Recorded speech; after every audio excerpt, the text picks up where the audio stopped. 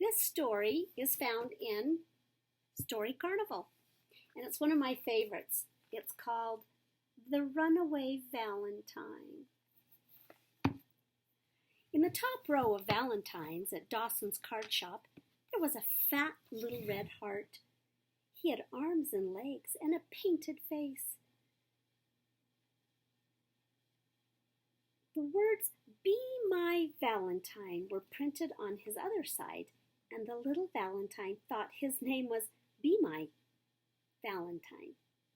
Be My didn't have any flowers or lace or ribbons on him, like the other Valentines. He thought they were all sissies. "This is no place for me," he said. "I'm going out and see the rest of the world." So he jumped down from the stand and walked out the door of the shop. The very minute Be My stepped outside, a man tramped on him. It wasn't the man's fault. No one expects Valentines to be walking around the sidewalk. "Oh, well," said Be My, brushing himself off. "Now I really look tough." He limped across the walk, watching carefully for people. Because he was watching for people and not looking where he was going, he stepped right off the sidewalk into the gutter. The water carried him down, down, down. At last the water slowed down a little. He climbed back up onto the street. The water had washed off most of Be My's red paint. He looked very wet, and he sneezed a couple of times. "Aw," he said, "tough guys like me don't catch cold." So he started on across the street. Honk! He jumped straight up in the air as a huge truck zoomed by him. Honk! A car passed him from the other direction. Be My hopped across the street. "Whew," he said, "that was terrible." Excuse me, I think it was from Be My. "Whew," he said, "that was terrible." He sat down to rest for a minute. A great big black dog came running up to him. It sniffed at Be My, licked him once. Then it went on its way. "Out of my way!" screamed a little boy on roller skates. Be My wasn't quite fast enough.